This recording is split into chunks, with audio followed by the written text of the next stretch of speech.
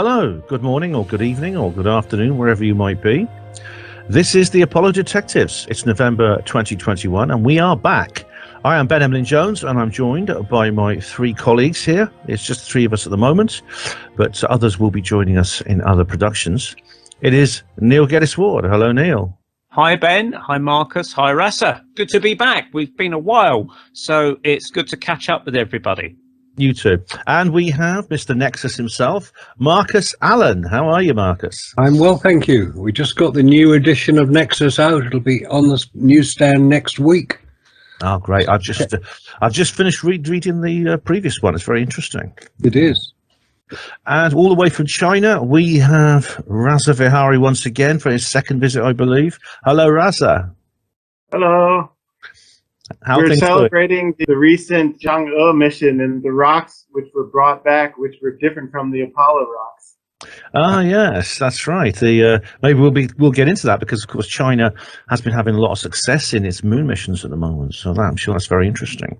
Also, we have coming up the Artemis mission, apparently, which is a manned rocket which is going to launch to the moon sometime. It's going to be 2024. Now it's not. Guess we'll find out. But anyway, it's going to be a great show. So thank you, everyone, for watching. Keep watching. There's more coming up. So getting back to the Artemis one, before we do some presentations here, I've been following the Artemis thing loosely. I know they've been trying to assemble everything and test rockets, and they've had issues with spacesuits. I think presumably these are the problems that are holding it up. Initially, they had this window of 2024 to try and get everything up there. They now thought that was a bit ambitious, so have now put it back to 2025. Any kind of updates or any more information on that, anybody? The one which is being delayed is Artemis 3. So Artemis 2 is not being delayed, and actually Artemis 2 is the one to watch. They still got it announced that the May 2024 Artemis 2. The reason Artemis 2 is important is because they're going to send human beings around the moon. The one which is being delayed is the landing flight. That's being pushed off to 2025.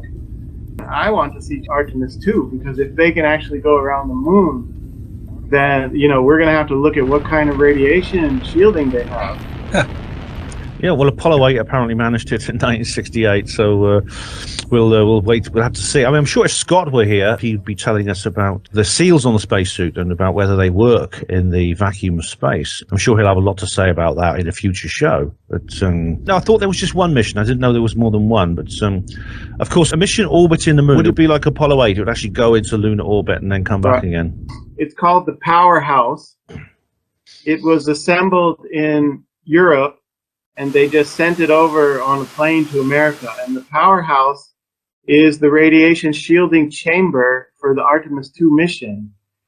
And they are not releasing information. What is that square box the astronauts live inside, called the Powerhouse, because all of the environmental controls are inside that box. And you don't find much information, like what are the sides of the ship made out of. It's probably some kind of a bizarre 3D printed material, which is what Tesla is doing in their Starship, their manned mission. I mean, there's several materials. I mean, we know that like plastic can protect from alpha and beta particles. You need heavy metals to protect against gamma rays, which of course are very heavy. Things like lead, very heavy, and they add it's a lot of complication to the mission if they have to launch a payload that large. Yet, let me just say that it's also very interesting because the recent SpaceX that flew the non-astronauts. Yeah. So that was the highest flight that human beings have ever taken. A lot of people don't realize that. The previous record was when the space shuttle went to fix the Hubble telescope. So that Hubble telescope, that was 559 kilometers. So that was the previous record. And now this Crew Dragon, flight number 2, was 580 kilometers. So they went farther than the previous records. And how did they do that? Okay, Elon Musk has a lot of secrets about how his spaceship is made, but I was able to dig up a few things. So the inner cavity of the spaceship is made out of a special 3D printed material called Inconel. It's this very special chemical mixture that's being 3D printed, specially designed prevent radiation. And then the space suits themselves are also made out of a special material they invented called Nomex. And that material also, they measure the people's body and they 3D print the suit to fit all their joints perfectly. Because the space suit itself is made out of a special material for protecting from radiation, so it's very special, top secret materials they're using in both the spaceship and the space suit. And that's just to get them up 580 kilometers. I was wondering if perhaps Marcus could comment on this. I was wondering about the solar season we're in at the moment, because we're actually out of the solar minimum now. We're now going up towards the solar maximum. Does that affect, for example, solar radiation, of course, is affected, but also galactic cosmic rays, X-ray, gamma, neutron, that kind of thing? Those are the most dangerous parts of what humans will meet in space.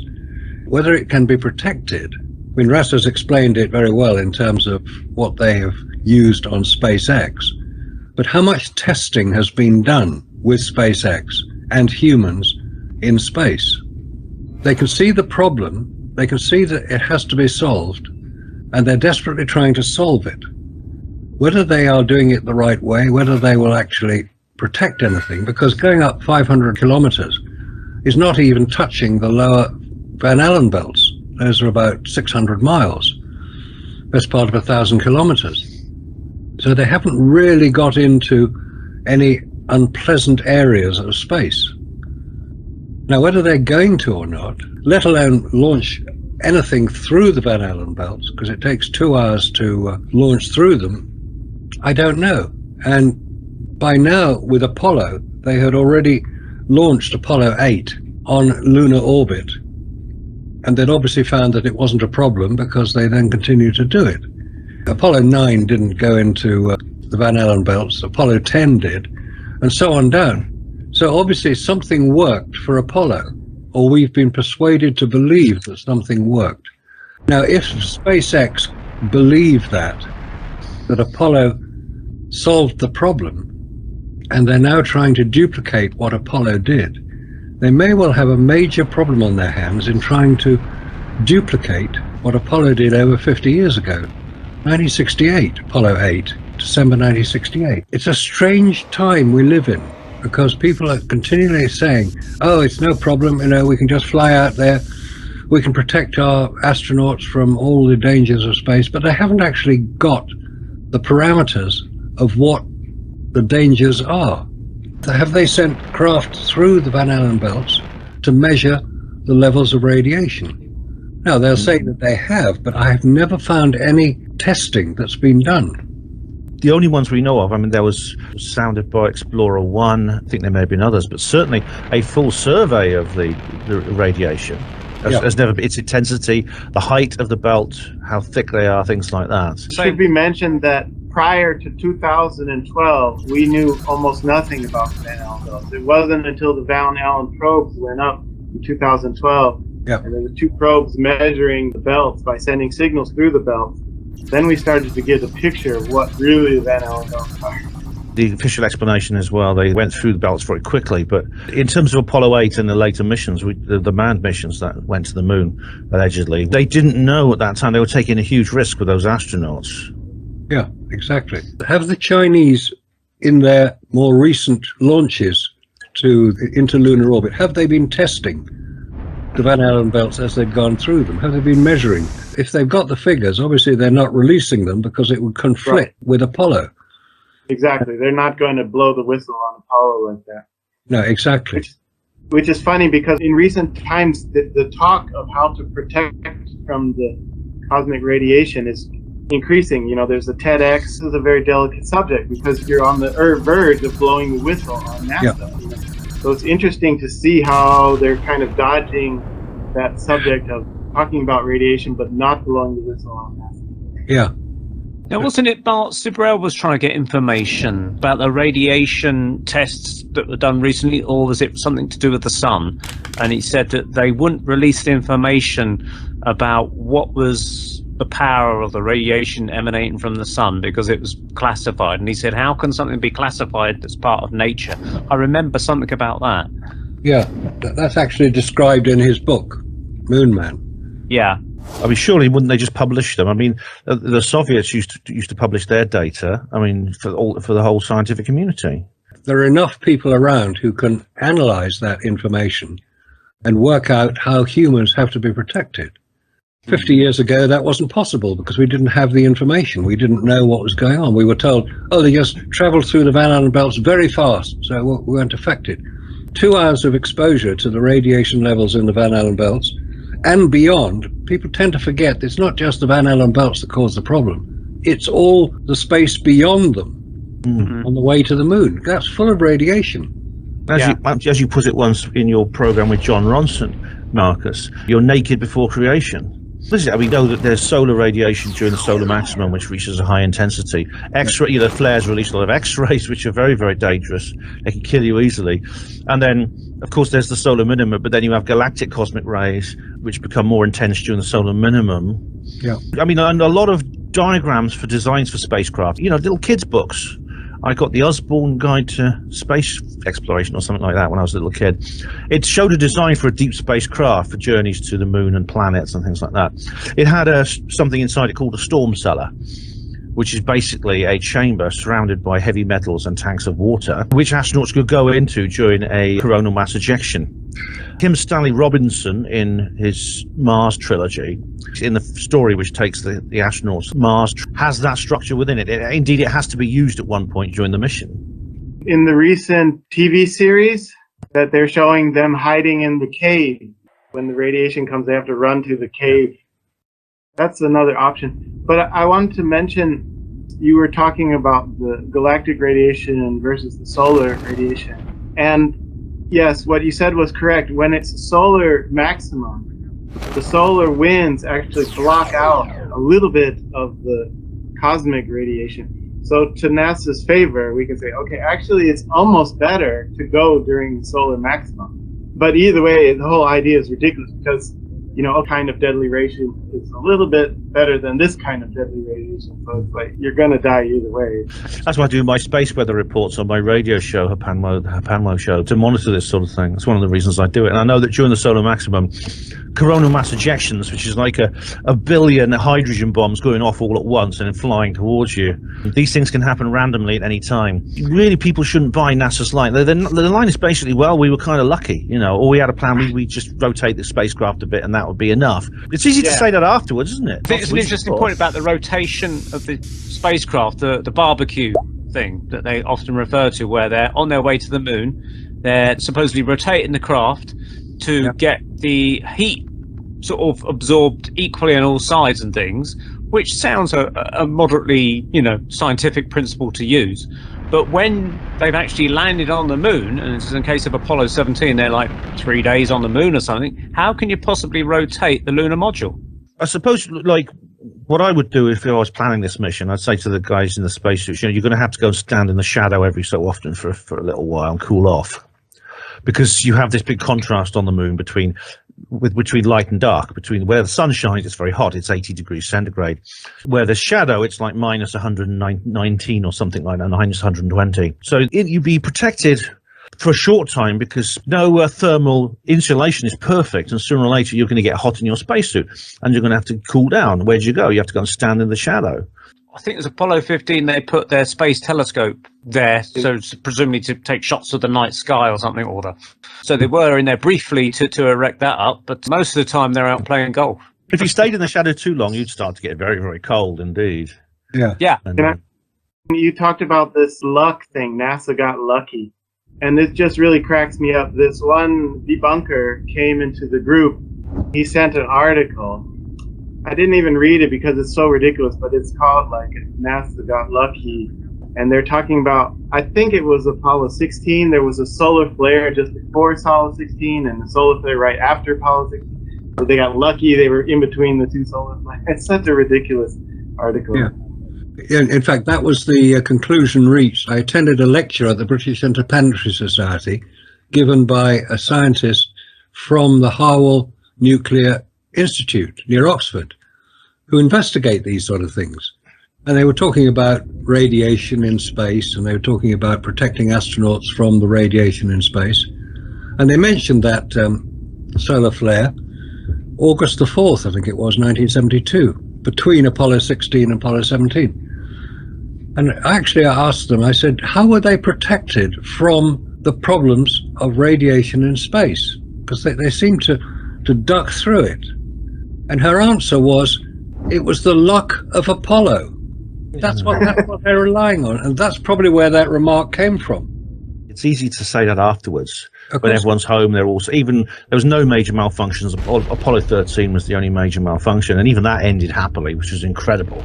It's not so easy to say that beforehand when you're planning the mission, and you know everything's going to be on TV. If something goes wrong, everyone's going to know about it. If they die, it'll be televised. Well, this is the thing. The luck of Apollo seemed to work very well for the ships getting there and coming back again. But anyone who spoke out against Apollo during that time did not seem to have the luck of Apollo. They seemed to have the reverse. So you got Gus Grissom and his colleagues. They started to speak out, or certainly Gus Grissom did. So he did not have the luck of Apollo on his side at that point. Then you got Thomas Barron, who, again, given a press conference and talking about the mishaps of Apollo and things like that. And unfortunately, he did not have the luck of Apollo. And he came to a very unfortunate end with his family at a railroad crossing, which someone said was the train was actually that hit the car was owned by NASA. I don't know if that's true, but that's what I heard. The car just happened to break down on a level crossing. I mean, that's... Yeah. Here's a question for all the people who think Apollo 13 was real. How many Apollo 13 command modules are on display, public display in America right now? 2.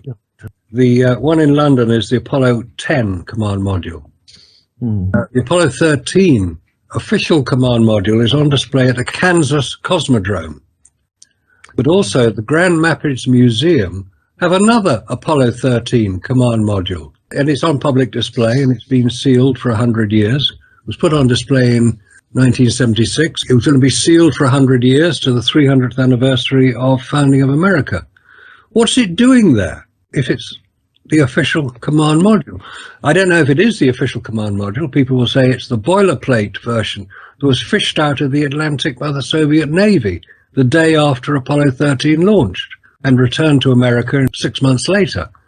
It just seems a very odd story because nobody had said there was a command module missing. It would be a danger to shipping. They're quite big. They weigh about 7 or 8 tons, floating around in the Atlantic. And that's a long way from Florida. And it's definitely way off course for any Apollo mission, because that would go out over Africa. It wouldn't go out over the Bay of Biscay, which is where it was found. So the Soviet Navy hauled it out of the sea, took it back to their base in Murmansk in northern Russia, handed it back to America, who put it on display 4 years later. What's going on? If there are 2 that claim to be the Apollo 13 command module, and the command module is the only part of the entire Saturn rocket that ever comes back to Earth. Yeah. That's the only bit. That's the bit with the people and the pressure hull and the people. You can't really make a mistake about which one's which. You shouldn't be able to. It should be very obvious because we know when they land. We know they're fished out at the sea. The astronauts are taken aboard this aircraft carrier. One of the command modules sank. Yeah. Luckily, the astronauts did get out before the thing sank. I think it was a Gemini, One of the Gemini sank, and it was lost, but the astronauts luckily did get out in time.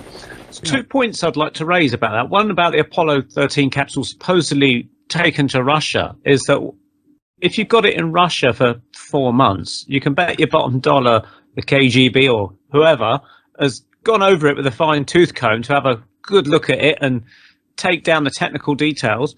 Possibly, I only say possibly, it's just a hypothetical, they might have placed something on it, recording equipment, maybe bugs or whatever, so that when it's returned to the Americans, they could record secret conversations inside the capsule. Maybe they wouldn't want to lose that opportunity. Maybe. So right now, they're trying to dive down and pick up the jet from the aircraft carrier that sank the other day. Yeah. Always quick to retrieve these things. The Americans do the same things with the Russian aircraft as well. I've heard cases where they've stolen aircraft, the inspiration for the Firefox film, with Clint Eastwood.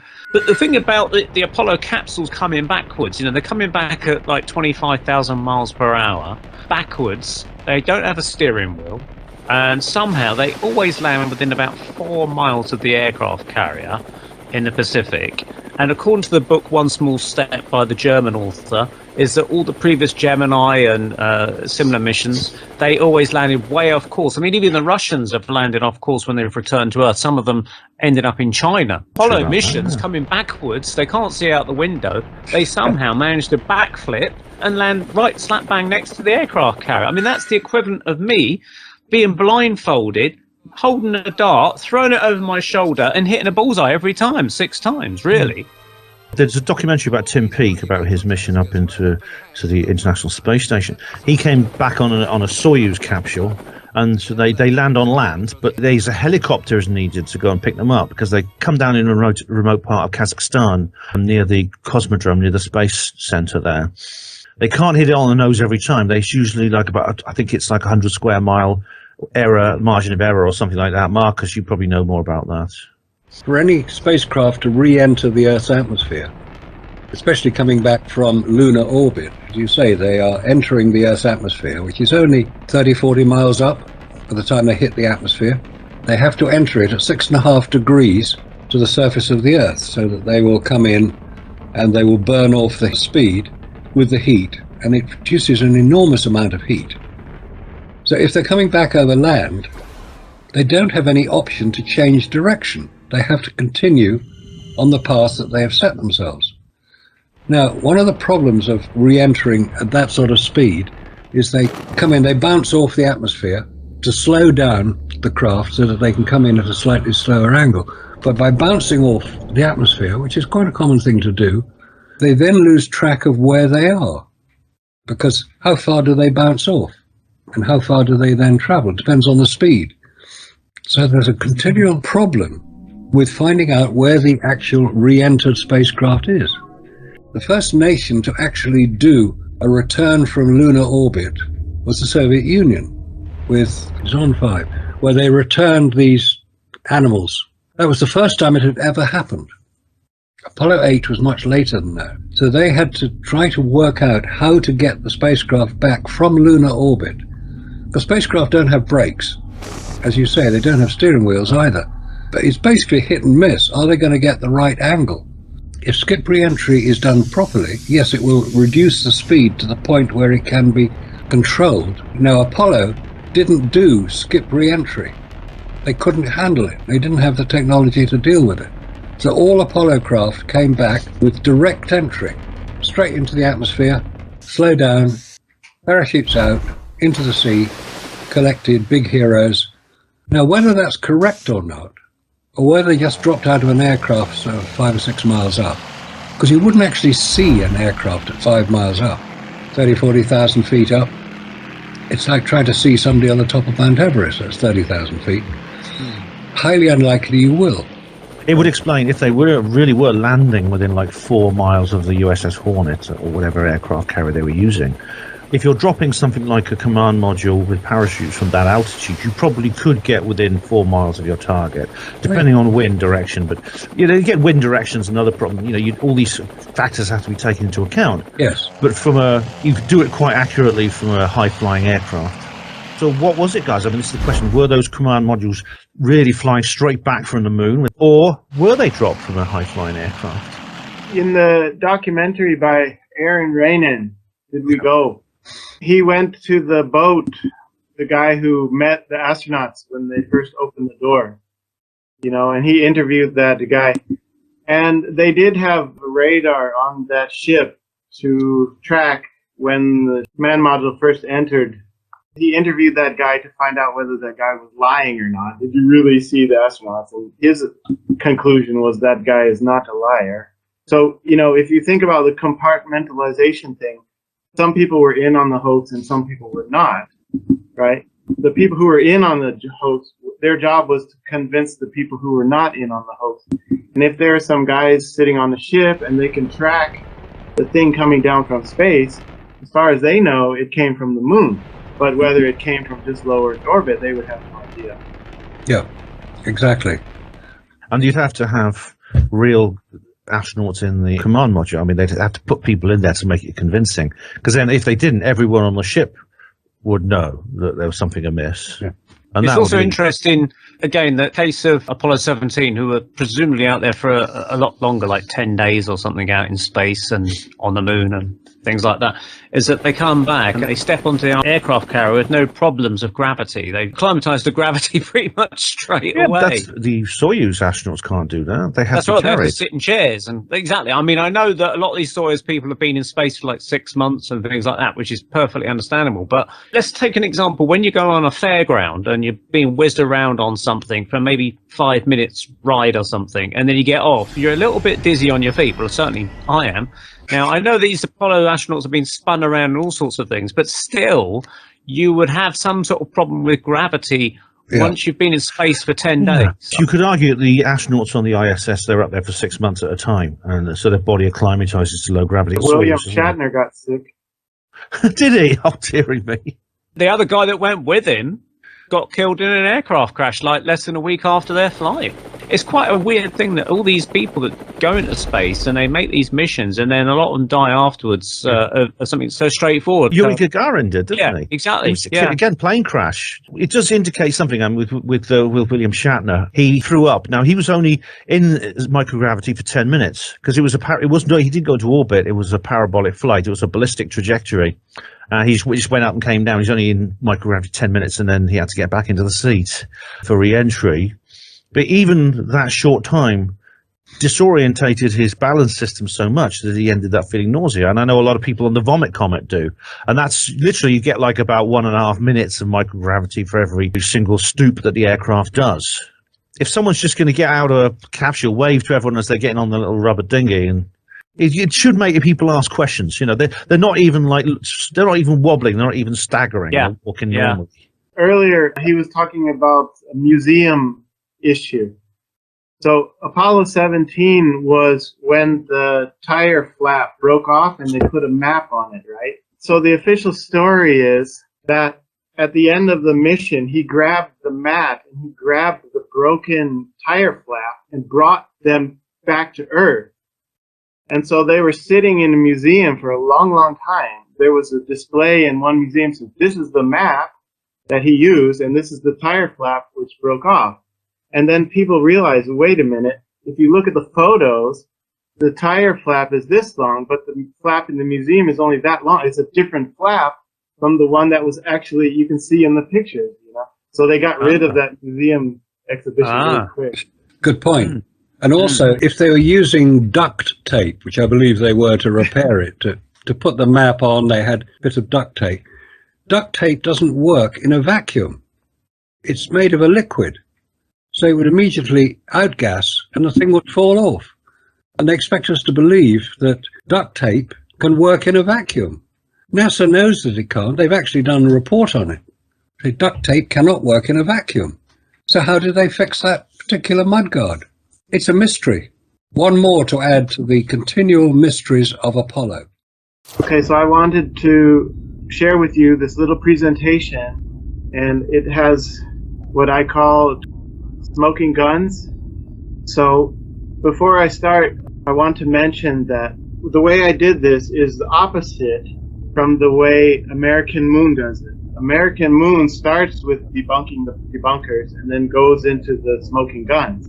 But I've turned that thing around, starting with the smoking guns and then finally the debunking. So like, for example, in the American Moon, they start off with the hardest question to answer.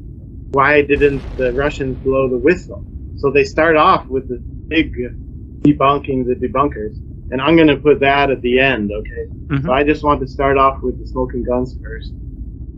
Let me introduce this first smoking gun.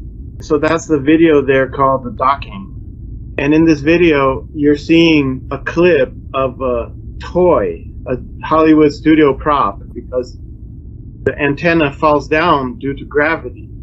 So you can tell that they're in Earth's gravity. And the debunkers, you know, can't really debunk this one. They've tried, they said, oh, you've adjusted the speed. And it's like, no, this video comes directly from the, you know, NASA webpage. And when you watch it on YouTube, and all the documentaries have this exact same clip, and the speed is exactly matched to the audio. So if they try to like slow the film down so the thing falls slower and say, "Oh, it's not gravity," you can tell it won't work because then the video won't match the audio anymore. So this is one of the biggest smoking guns of them all. You know, there's really, if somebody has seen this, you know that they're faking it. So it's pretty hard to even believe in the moon landing anymore after just seeing one smoking gun. There's a couple problems with this video. So the first problem, it's not only the gravity is making the antenna fall, but another problem comes is when the craft is moving, but there's no exhaust plumes. So in space, if a ship is going to move or change the course, there has to be exhaust plumes coming out, right? So there's no exhaust plumes there in these ships. And why not? Because they're not real spaceships, you know?